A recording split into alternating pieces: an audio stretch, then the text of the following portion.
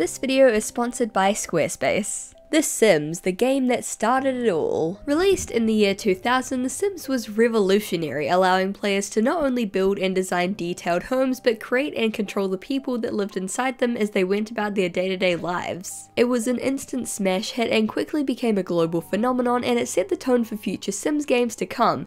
And if you know anything about Sims games, you know they can be pretty weird. The first game is pretty infamous in the simming community for having a noticeably darker atmosphere. Unlike the other games, it wasn't really created with a family-friendly audience in mind, and it takes on a weirdly mature and at times unsettling tone that's very unique to this entry in particular. My first experience with The Sims was watching some family friends play it in a dark room at night as a very young kid, and to me it felt very strange and otherworldly. I had no idea what a life simulator was, so it truly felt like I was watching these little virtual people live their lives inside the computer, portrayed in a dark and eerie pixelated style that really unnerved me. After that, I ended up getting my own copy from Pizza Hut. Yeah, me and my family legitimately got The Sims for PC with a Pizza Hut meal. How wild is that? Apparently the Australian branches had this PC game meal deal in 2006 where you could get The Sims 2 with a pizza, but I swear I got the original Sims, so I don't know, maybe New Zealand was just several years behind on the newest releases when it came to pizza video game tie-ins. Who knows? Weird Pizza Hut lost media mysteries aside, the point is I found The Sims very creepy as a kid, and I find it even more creepy after digging into all the strange details of the game. The previous two videos were about the mysteries and the deep lore of The Sims 2 and 3. You can watch those if you want, but you don't have to have watched those to understand this video. So today let's dive back into the disturbing world of The Sims in the third installment of this series, this time focusing on, well, The Sims. The Sim franchise began all the way back in 1989 when Maxis published SimCity. Designed by Will Wright, who was inspired by the complexity of urban planning and design, SimCity allowed players to design, build, and manage their own city, working within the constraints of their budget to expand it and help their citizens thrive. The game was a hit and spawned many successful spin-offs and sequels.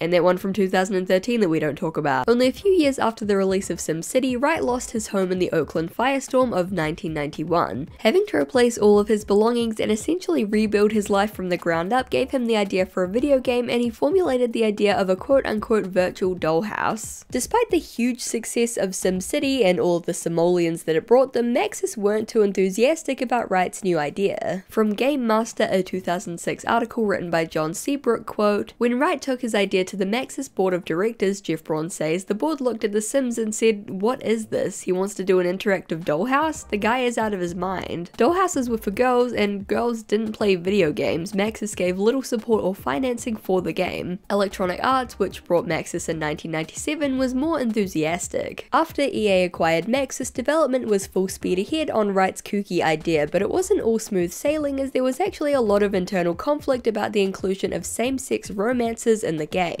When programmer Don Hopkins noticed that the prototype implementation of the game didn't support same-sex relationships and would automatically have the kissee slap the kisser if they were the same gender, he wrote a strongly worded critique on the design document reading, quote, "The whole relationship design and implementation, I've looked at the tree code, is heterosexist and monosexist. We are going to be expected to do better than that after the Simcopter fiasco and the lip service that Maxis publicly gave in response about not being anti-gay." Okay, side note, the Simcopter fiasco mentioned here is referencing the time that a developer on Simcopter added an Easter egg where on certain days male Sims would become scantily clad in swim trunks and would kiss each other. He claimed that this was added in as a joke in response to the heterosexism that he witnessed on the Sims team, but Maxis swiftly added a patch to remove the Easter egg and fired the developer. Alright, side note over, back to the quote. "The code tests to see if the sex of the people trying to romantically interact is the same, and if so, the result is a somewhat violent negative reaction, clearly homophobic. We are definitely going to get flack for that. It would be much more realistic to model it by two numbers from 0 to 100 for each person, which was the likelihood of that person being interested in a romantic interaction with each sex. So you can simply model monosexual, heterosexual, which is all we have now, monosexual, homosexual, like the guys in Simcopter, bisexual, non-sexual, Mother Teresa presumably, and all shades in between most of the rest of the world's population. It would make for a much more interesting and realistic game, partially influenced by random factors, and anyone offended by that needs needs to grow up and get a life, and hopefully our game will help them in that quest. Anyone who is afraid that it might offend the sensibilities of other people, but of course not themselves, is clearly homophobic by proxy but doesn't realize it since they're projecting their homophobia onto other people. I have to say, seeing someone speak so directly about these issues, especially back in the 90s, is a breath of fresh air. Even today you have so many companies and developers who awkwardly sidestep or business jargon their way through matters of poor representation, but here you have someone just telling it like it is, not caring if they hurt anyone's feelings or offend higher ups at the company. It's great, and it clearly worked since same-sex couples were implemented in a more positive or at least neutral way. Technically, same-sex couples in The Sims couldn't even get properly married until The Sims 3, but still it was a step in the right direction, and the game would have aged extremely poorly if they hadn't removed that violent slap reaction. During development, Will Wright read multiple books about architecture and urban design, as well as psychology and the human mind, in order to program the building features as well as The Sims' artificial intelligence. In the 2013 television special How Video Games Changed the World by Charlie Brooker, which is an interesting documentary ruined by the fact that Graham Linehan is in it, Will Wright actually claimed that the game was intended as a satire of consumeristic US culture. Quote, "It was actually meant to be a satire of US culture, and I think most people didn't get that. The promise of the game really in The Sims is that you have all of these objects and each one has little ratings, like the couch will improve your comfort this much. But each one of these objects becomes a ticking time bomb. They can break, they can catch on fire, they can become dysfunctional, and you find out that these objects you're buying to make your sim happy are now making your sim miserable." This also explains why The Sims is the only game in the series with a very clearly defined era. The Sims 2 is vaguely 2000s and The Sims 3 is vaguely 2010s because those are the time periods they were produced in, but The Sims, despite being published in 2000, has a very clear 1960s suburban consumerist Americana aesthetic. This can be seen in the furniture, clothing, buildings, neighborhoods / suburbs, and even the music of the game. And I know I say this about every Sims game because it's true, but the music slaps. Personally, I think the original Sims soundtrack is the best in the entire franchise, argue with the garishly decorated wall. Like many satires that become extremely popular, The Sims would go on to become a parody of itself. After its release, it skyrocketed in popularity, and just a year later would become the best-selling PC game of all time, at that time. Anyway, 20 years and a whole bunch of expansion packs and branded partnerships later, and ironically, The Sims is the very picture of capitalism and consumerism, and about as far away from its satirical roots as you can get. The Sims was originally going to be called Dollhouse, and that's actually an extremely fitting name. Out of all the games in the franchise, The Sims feels the most like looking into a dollhouse and playing with the toys inside. In many ways, it's the truest life sim of the series. The top-down camera gives the game a more detached vibe that feels more like watching an ant colony than controlling and playing a person in an immersive world. There's also a much stronger emphasis on actual architecture and design, clearly inspired by Will Wright's research into the topics after he lost his own home. In fact, interestingly, the original plan for the game was for it to be an architecture simulator solely dedicated to home building and design. The Sims' original purpose was just to come and judge your home, but it was decided during development that the Sims themselves were actually the most interesting part of the game, so development shifted and it became a life simulator instead. The furniture options in this game are just incredible. I mean, who doesn't love an inflatable neon couch or a vibrating love bed? Oh no. There's also a house tab that allows you to see stats about your Sim's current home, from the number of rooms to the quality of the furnishings to the yard size to the layout itself, with the game emphasizing that just in real life, a convenient home layout is important for Sim's well-being. It's kind of hilarious to me that the developers put so much thought and effort into the home building aspect, because when I played I would always just end up spamming Rosebud and making like a featureless cube. As well as being, in my opinion, a truer life simulation than a lot of other games in the franchise, it was also a bit more adult. Not in the sense that it had inappropriate content or anything, aside from these forum banners maybe, these are just extremely chaotic, but just in the fact that it wasn't meant to be a family-friendly game aimed at kids and teens. It was aimed at a more general, even older audience. It's creepy in a unique way. The other games have scary mysteries and spooky lore sprinkled in on purpose, but in this game the eeriness is just kind of woven into the very code of the game itself. The low poly graphics, the muted colors, and the mishmash of different art styles with the models makes the game look dark and uncanny at times. The tone is also noticeably darker. Notifications about alarming events pop up suddenly, the sound effects and musical stings are jarring, and the dialogue is, well, it can be pretty harsh. Many simmers over the years have revisited this game and commented on its unsettling nature and dark tone. Though the later games did of course have their creepy moments, they feel distinct distinctly sanitized when compared to The Sims, which has an unknowable and almost kind of haunted feel. But enough with all the vagaries, let's actually get into the game and all the weird and wacky details that make it so infamously unnerving yet endlessly fascinating. Compared to the bombastic and bizarre deaths and ghost types of The Sims 2, 3, and 4, kicking the bucket in The Sims is actually pretty tame. Which makes sense, it was only after the first game came out that they could study the gaming habits of players and figure out that, well, most of them were freaks who enjoyed torturing their Sims in various terrifying ways. In later games, death would become such a staple feature that new death types were introduced in every expansion pack, and Simmers would try to collect all of the different ghost types by maiming their Sims in all kinds of wacky ways. However, the first incarnation of The Sims only included starvation, drowning, fire, and electrocution. This isn't to say that the developers didn't dabble in more risque deaths though. In the Make and Magic expansion pack, Sims can be magically turned into a toad, whereupon they can be eaten by a dragon or a cat. In the Superstar expansion, Sims using a skydiving simulator machine will be catapulted into the sky and die if their energy need drops too low. Sims can't enter the machine with low motive, so they need to enter fully rested and then have the entrance blocked off so their motives deplete. Very much a removing the ladder from the pool type situation. But most players ended up stumbling upon the game's creepiest death by complete accident when their Sims contracted a mysterious fatal illness. Early 2000s forum boards were flooded with players asking why their Sims kept falling ill with symptoms of coughing, sneezing, and rapidly declining comfort and energy motives until eventually their Sims would enter a severe coughing fit and die. This was back before The Sims had thousands of game guides and walkthroughs and in-depth articles on every death and Easter egg and mystery, so it really did feel like playing a virtual dollhouse that had become haunted by some mysterious unknowable virus. A few weeks after this mysterious Sim plague had set in, it was discovered that it was actually transmitted to Sims from guinea pigs that lived in dirty cages, and this illness was dubbed guinea pig disease.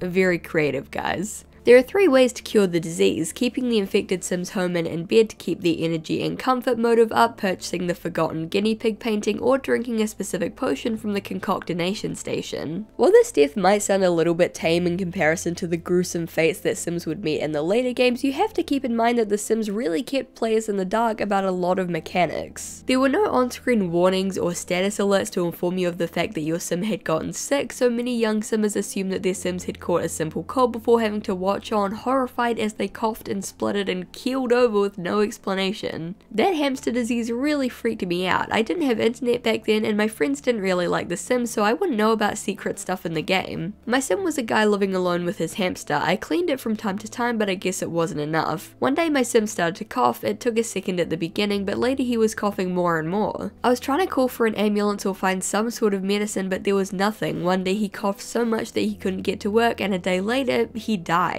I remember when this happened to my Sim. I wasn't being overly negligent and I didn't even notice when it bit me. My Sim was coughing, but I figured she was sick and just needed to rest. The next morning she woke up and started coughing hard. I think the speed locked at 1 times and the camera zoomed in on her. I couldn't pause, I just had to watch her keep coughing more and more intensely until she keeled over dead. It was so terrifying. Guinea pig disease as well as the toad transformation and skydiving deaths were actually pretty controversial at the time. A quote from a New York Times article titled "Something is Killing the Sims and It's No Accident," published in April of 2000 reads, quote, "The Sims bulletin board was full of lively debate over the secret code. Some players agonized over the loss of game characters that they had spent dozens of hours developing. The characters had taken on the qualities of pets and their creators reacted with outrage and confusion to the plague. Others defended Mr. Wright and his decision to add secret features to the game. Why some people are making such a big fuss about it is beyond me," a player wrote. "I had a family of 8 who all came down with this thing, and through common sense playing they all survived quite well and only one even missed a day of work." In a recent telephone interview, Mr. Wright acknowledged that the virus threw a lot of people for a loop, but then most of them got it. The 3 wacky deaths included in the game were seen as secret content, developer jokes, and Easter eggs, and a lot of players were actually unhappy with their inclusion at the time. Which is kinda hilarious looking back, because nowadays The Sims is well known and beloved for its Easter eggs, and sudden and bizarre deaths are kind of the series' bread and butter. Another franchise staple that is absent in the first game, or at least present in a very early form are life states, also known as occults. Much like death itself, supernatural life states such as vampires, fairies, and werewolves were a surprise hit with players, and in the future new occults would be added with every expansion pack. The Sims doesn't have life states in the typical sense, aside from regular human, sim, and ghost. Instead, different supernatural creatures are included as temporary transformations and are more like Easter eggs than fully fleshed out life states. The concoction station introduced in Live and Large allows Sims to make potions to reverse their personalities, max out motives, and cure guinea pig disease, but some potions have less desirable effects. Purple potions turn Sims into quote-unquote monsters who will shamble around breaking household items before turning back into humans a few hours later. These monsters bear a striking resemblance to Frankenstein's monster and more generally the zombie life state from future games. Also, as a side note, the concoction station can produce a dark green potion that will create an evil clone of your sim that will go around performing mean interactions on friends and family and lowering your relationships with them. I don't think evil clone counts as a life state, but it's kind of a horrifying thing to just drop into your game. Like,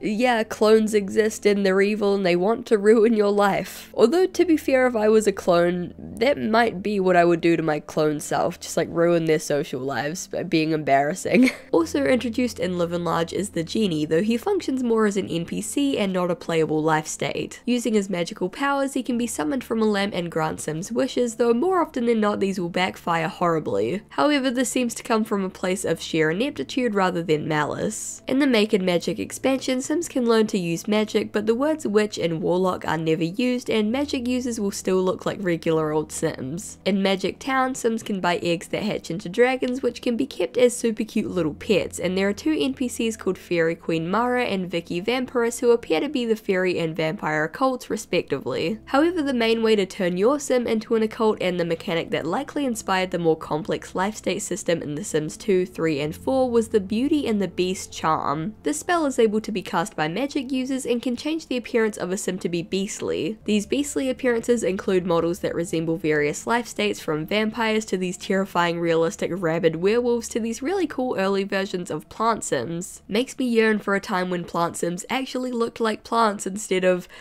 whatever this is. Oh my god, I forgot how terrible these looked. The spell isn't permanent and it eventually wears off, but the ability to change your sim's appearance to be a cryptid is a really cool early prototype for the more complex life states that would come later. This last one isn't technically an occult, but it's so bizarre and never showed up in any other game, so I really have to mention the Flamingo dancers. If Sims cast an enchanting spell on a pink flamingo item, they'll come to life as a sim with hot pink skin and a flamboyant feathery outfit. So yeah, not only do furries exist in The Sims 1, but humanized inanimate plastic flamingo furries also exist. Moving on from life states, I was gonna put a whole section here about glitches, but to be honest, The Sims had surprisingly few of them.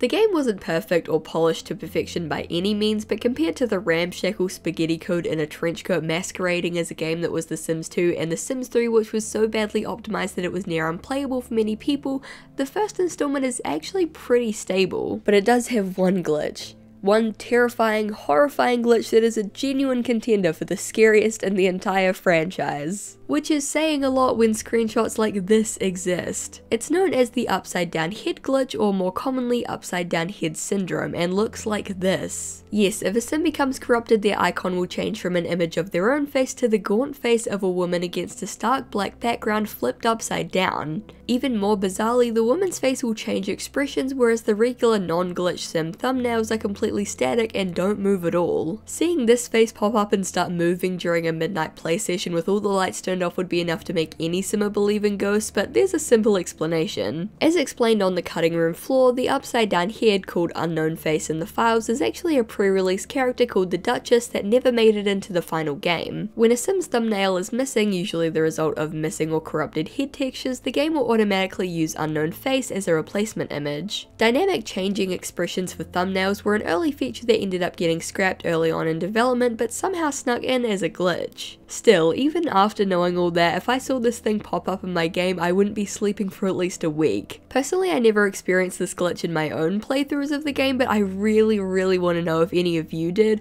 If you experienced the terrifying upside down head glitch, please leave a comment and explain the trauma of that experience. The Duchess isn't the only creepy character though. In fact, the original Sims is filled with weird and sometimes malicious characters that'll harass your Sims and cause all kinds of trouble. For example, the Tragic Clown, one of the most infamous characters in the entire series. If Sims motives drop too low and they also own a painting of the Tragic Clown, Sunny the Tragic Clown himself will spawn in an attempt to make them feel better. However, the clown is extremely depressed and any attempt he makes to cheer Sims up will fail miserably, making Sims' depression even worse. He also can't be asked to leave, so you're effectively stuck with this creepy ghost clown who now lives in your house, following your Sim around while constantly coughing, crying, and draining their motives.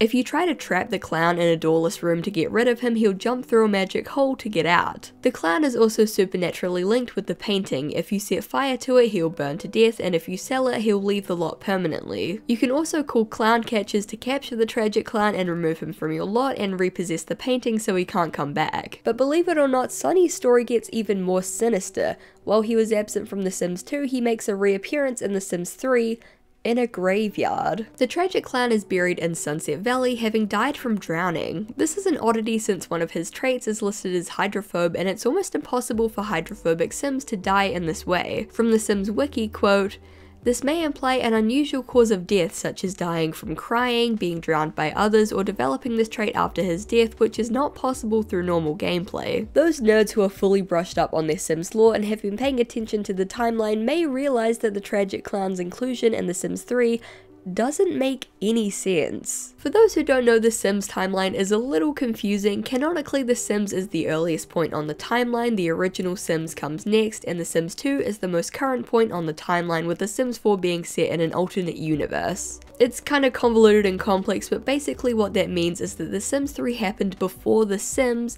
So why is the tragic clown deceased in The Sims 3 before appearing fully alive and well in The Sims? There are a few theories. The most grounded theory is that the tragic clown from The Sims 3 is a different character to the one in The Sims. One of his traits in The Sims 3 is excitable, which is very out of character compared to his personality in the original game, and similarly he has a far more cheery and bright appearance compared to this literal portrait of abject misery. This also wouldn't be the first time that a distant relative makes things unnecessarily confusing on the timeline.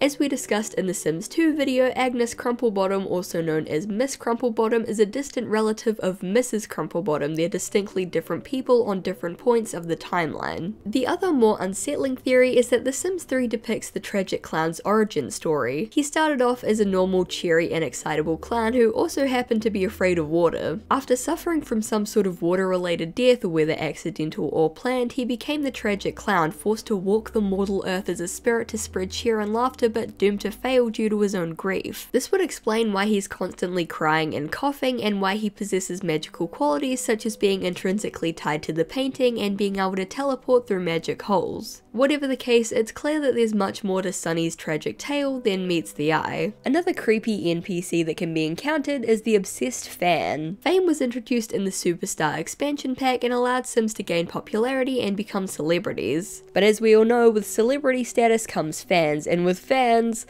comes stans. If a celebrity sim with 3 or more fame stars doesn't pay enough attention to their fan base, they'll attract an obsessed fan. Though fan is probably a bit too nice of a word for it. The one I would pick is stalker. They'll stalk your sim in public and at their home, dig through their garbage, leave black roses on their home lot, and even break into their house to steal awards. They can be shooed away and told off, which will temporarily deter them, but until the sim's relationship with their fan base increases, the stalker will be a constant creeping presence in their life. This NPC would be reintroduced in the Sims 4 Get Famous expansion, though a bit more toned down. These stans would have to actually be invited inside to steal anything rather than just breaking right in, and they wouldn't leave creepy offerings on the lot. Celebrity Sims can also suffer from nervous breakdowns if they repeatedly fail opportunities and jobs in Studio Town, leading them to enter a catatonic state where their motives rapidly drop, and this all gets reported in the tabloids.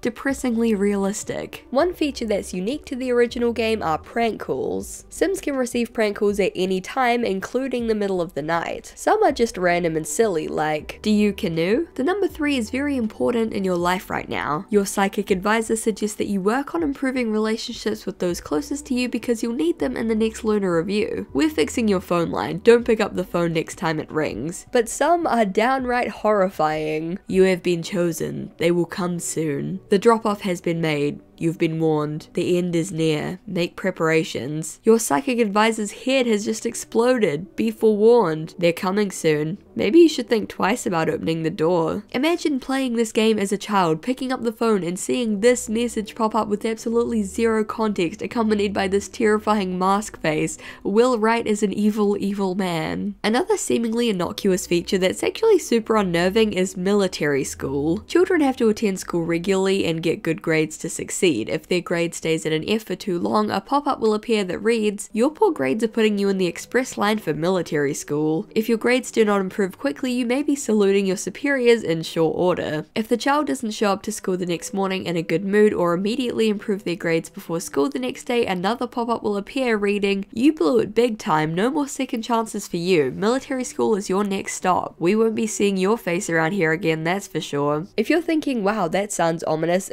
yeah, it is, and it gets worse. The camera will then focus on the child as they change into a military outfit, and a final pop-up will appear reading, "Bye, sob. I'm leaving for military school. Now I'll be polishing gun barrels and saluting superiors while my friends are having fun. If only I'd studied harder." After the child is shipped off to military school, they will literally never be seen again. They're effectively deleted from the game, and there's no way to bring them back, not even as an adult after finishing the school. It's a small detail in the game, but it's really eerie and sad that failing grades can result in your sim child being sent away forever, never to be seen again. And last but certainly not least, this wouldn't be a Sims video unless we talked about burglars. Now, in my Sims 2 and 3 videos, we touched on burglars and how they were spooky and creepy and the music was horrifying, but let me play you a comparison of all 3 games.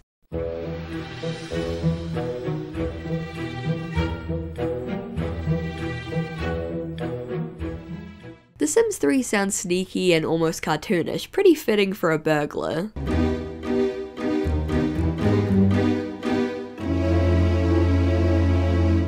The Sims 2 sounds a little more alarming, pretty creepy to hear during a late night play session, but again pretty fitting for a burglar.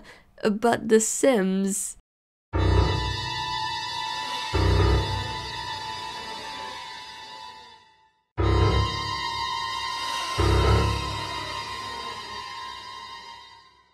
This burglar music is infamously terrifying, with countless stories of Simmers both young and old being traumatized from hearing the horror stinger suddenly blare in the middle of the night. Also, since babies are technically considered items in The Sims, burglars can literally steal them from inside your house.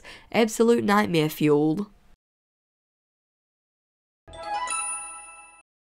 When researching The Sims 2 and 3, most people are surprised to find out just how complex the timeline is and how deep and well established the characters, stories, and locations of the world are. If you go into the original Sims game with this expectation though, you might be a little bit disappointed. The game actually lacks any family descriptions, and Sim bios are short to non-existent, meaning there's a lot less information about the characters and what their deals are. There are also relatively few families available to play as, with the game focusing more on creating and building your own rather than dropping into pre-existing families with pre-established dynamics and stories that fit into the wider Sims canon. This doesn't mean that the game is totally devoid of lore though, not at all. Let's start with the neighborhood itself, Neighborhood 1, which is about as bland and generic a name as you can get, but let's dig a little bit deeper. And by dig a little bit deeper, I mean talk about the Goth family, because, and say it with me, it's not a Sims video unless there's copious amounts of Goth family lore. It's truly the Goth's world and we're just living in it. So Gunther and Cornelia Goth, who are Mortimer Goth's parents and Bella Goth's in-laws, are the founders of Neighborhood 1, as evidenced by Gunther's bio and the fact that one of the streets is called Gunther Goth Highway. In The Sims Unleashed, Neighborhood 1 was expanded and renamed to Old Town, so let's just call it Old Town for the sake of convenience. It's widely believed that Old Town and Pleasantview from The Sims 2 are the same place at different points in time. This is evidenced by the fact that many families from Old Town also live in Pleasantview, for example the Goths, the Pleasants, the Burbs, and the Newbies as deceased Sims. Pleasantview also shares several street names with both both Old Town and Downtown, including Sim Lane, Right Way, and Main Street. Finally, the description for Pleasantview in The Sims 2 reads, "A lot has happened in 25 years, but some new faces in town are stirring up rivalries and creating tension for the once happy families. Can anything be done to get the neighborhood feeling good again?" This basically confirms that Pleasantview is Old Town 25 years into the future, but some theorize that there's even more to the story than that. The description for Sunset Valley in The Sims 3 reads, quote, "Before Pleasantview there was Sunset Valley, founded by the Goth family and built up by the Landgrabs to be a quiet, peaceful town." This has led many people to theorize that Sunset Valley is a very early version of Old Town / Pleasantview, but personally I don't really buy it, and here's why.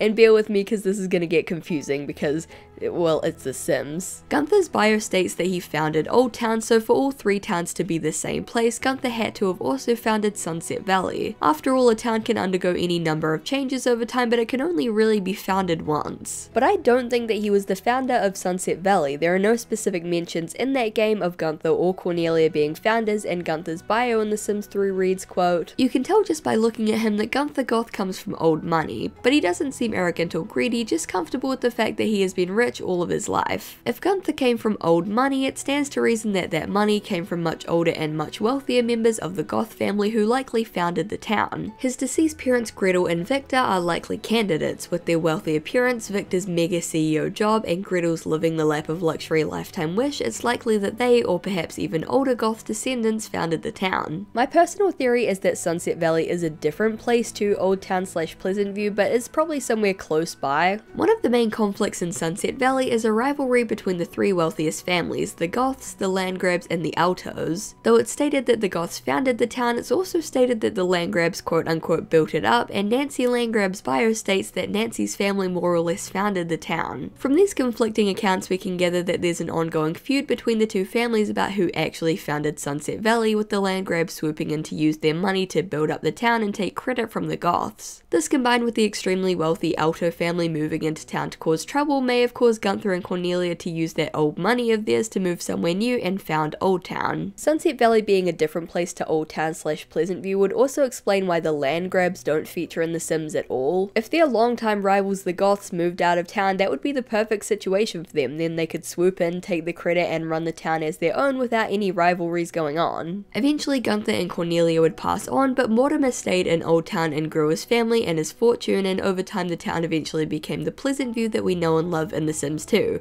But that's just a theory. I've gotten a lot of comments about how it's really annoying when I do this, and I hate it as much as you guys, but I need you to understand I can't help myself. A game theory. The Goths also have a graveyard in their backyard comprised of 8 graves. There are many members of the Goth family who would be deceased by the time that this game came out, including Victor, Gretel, Simon, Prudence, Lolita, Samuel, Frida, Olivia, Rebecca, and Timaeus, but it's impossible to know who is actually buried there since the graves are all unmarked. Aside from that, there isn't too much in the way of family lore. The Pleasant family are available from the family bin, featuring a young Jennifer and Daniel Pleasant. Jennifer would go on to marry John Burb, a member of the playable Burb family, and Daniel would go on to marry Mary Sue Oldie and form the iconic Pleasant family from The Sims 2. Michael Batchelor, who would be revealed as Bella's brother in The Sims 2, is another Sim available from the family bin. At this point he's just graduated college and is living the bachelor's lifestyle. However, despite sharing a skin tone and face type, it's never actually mentioned or suggested that he and Bella are related. See, when dissecting the lore of The Sims, it's very important to keep in mind that, well, it's The Sims, the very first entry in the franchise. At this stage, the developers had no idea that it would turn into a multi-million-dollar franchise with multiple games and spin-offs that would develop a complex web of lore. Most of the families, characters, locations, and historical facts included in the original Sims were just put in there without any forethought to the lore and continuity of the series, so a lot of times things were just thrown in randomly or as one-off jokes. Basically, you have to take the lore of The Sims with a grain of salt. It was never intended to be a lore-rich game like the others in the series, and therefore it's likely that Bella and Michael were only decided to be family members in The Sims 2 as a little Easter egg and a fun way to give the characters a bit of depth. Lastly, let's touch on Magic Town. Introduced in the Make and Magic expansion pack, Magic Town is a separate neighborhood that Sims can visit by jumping down a creepy hole accompanied by this really ominous loading screen. I honestly don't know what it is about this loading screen, but it just really unnerves me. Ugh. The town itself is also pretty unnerving. It's established that Magic Town is located on the outskirts of SimCity, city, and it has no roads. It's split into two districts: Creepy Hollow, a dark and decrepit place filled with abandoned manors and shacks, and Calamity Forest, where a carnival has blown into town and set up seemingly overnight. The locations range from creepy to super creepy. Old Man Lum's is a residential lot that's remained vacant ever since its first and only inhabitant, Old Man Lum, drove himself crazy conducting experiments with enchantments. Vernon's Vault is a fun park containing rides, games, and food. Its description reads, Vernon the pallbearer came to the swampy side of Calamity Forest when it was nothing more than graveyards. He filled in the especially mucky sections, and up from the earth rose what he described as a vault of reanimated fun. It's extremely dark, covered in gnarled trees and dotted with graves, and carries a very ominous vibe. Another theme park located in Calamity Forest is Clowntastic Land. Though not as overtly themed around death, the lot's color palette is still dark and muted, and it's filled with rides that look like this and this. Don't worry about it, that's not spine-chillingly horrifying or anything. Combine this with the fact that there's a creepy, sad-looking clown janitor called Witty Washout that will appear on the lot, and the tragic clown can also appear, and this lot is a certified nightmare for anyone with coulrophobia. Also, fun fact about Witty Washout, there's an Easter egg in his model where if you look underneath his nose, there's a horrifying clown face texture on the bottom. In many ways, Magic Town is a predecessor to Midnight Hollow and Moonlight Falls. The three are towns themed around magic and the supernatural that choose to take on a very dark and eerie aesthetic rather than something lighthearted and wondrous. Even the less horror-themed lots in Calamity Forest with their burnt autumnal colours and magical NPCs take on an eerie and uncomfortable vibe that make you want to hop right back through that hole and back into the normal Sims world. Being an Electronic Arts title, The Sims of course had copious expansion packs filled to the brim with new content and items. Live and Large, House Party, Hot Date, Vacation, Unleash, Superstar, Making Magic, That's Life.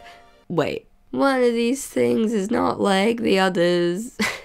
Yes, published by X Media Publishing in 2001, That's Life was an unlicensed and unofficial expansion pack for The Sims which added over 2,000 new items to the game. It also billed itself as a database and management tool since it was effectively just a menu that players could use to install and uninstall a bunch of custom content including fan characters, celebrities, and licensed items. Yeah, if you couldn't tell by this point, not only was That's Life not an official Sims product, but it also stole a ton of custom content from sites like The Sims Resource, Well Dressed Sims, and 7 Deadly Sims, with the program even having the gall to credit the artist that they directly stole from. What sets it apart from many modern day fan-made expansions or custom content packs, aside from the fact that it's all stolen, is that it had a widespread physical release. This thing actually came in a physical box that was apparently sold in stores throughout Europe. The packaging on the box contains a warning that reads, quote, "This program is not authorized by Maxis, nor is it linked to Maxis in any way. The purchase of this program only makes sense if you own The Sims and possibly Live and Large." Which is potentially the funniest warning label on any game ever.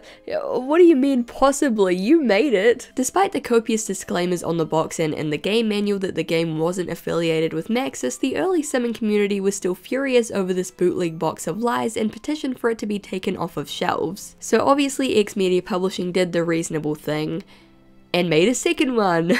That's Life 2 added even more items into the game, but with an interesting twist. It had a first-person mode that allowed you to actually walk around a 3D shopping mall to look at and buy items. You could select a sim from any neighborhood, and given that they had enough simoleons, or rather credits, they could go on a 3D first-person shopping spree. According to Lazy Game Reviews, who made a video on this wannabe expansion 8 years ago, it performs extremely poorly with severe frame rate drops and frequent crashes. As a side note, I'm using LGR's footage here because I couldn't get my hands on a copy of That's Life, so you should totally check out his channel. His videos are awesome. But despite the terrible performance, the bootleg nature, and the fact that all of the content is just stolen, there is a tiny part of me that thinks that this is just a little bit cool. Being able to actually walk around and be immersed in the 3D world of The Sims, especially during this era where the gameplay was quite flat, is really neat. But being neat doesn't excuse it from also being trash. X Media Publishing was trying to trick people into buying an unofficial product that barely worked and was filled with stolen custom content that you could literally download for free online. But hey, I guess that's life.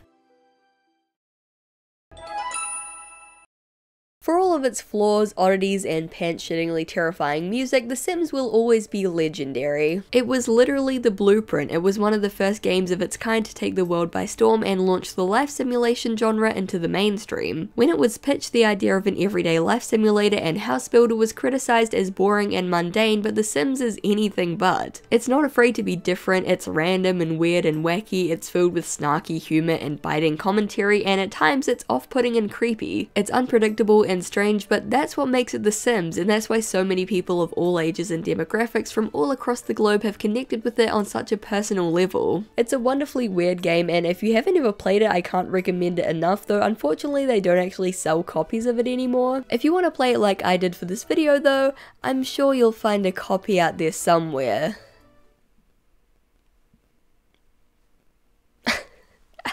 There's actually something in my eye now. Before we wrap up, I want to give a huge thanks to Squarespace for sponsoring this video. Squarespace gives you a super powerful online platform that you can use to create a website for anything. Connect with your audience and generate revenue through gated members-only content, manage your members, send email communications, and leverage audience insights all on one super easy to use platform. Create a community with a fully integrated commenting system that supports threaded comments, replies, and likes. With powerful blogging tools, you can categorize, share, and schedule your posts too. Squarespace has tons of great e-commerce capabilities for shops and small businesses. Squarespace extensions can help you manage inventory, promote products, streamline bookkeeping, reconcile and file sales tax, and ship items all across the globe. Display posts from your social media on your site and automatically push website content to your socials so your followers can share it too. If all of that sounds good, go to squarespace.com for a free trial, and when you're ready to launch, go to squarespace.com/izzies to save 10% off your first purchase of a website or domain. Thanks again to Squarespace for sponsoring the video.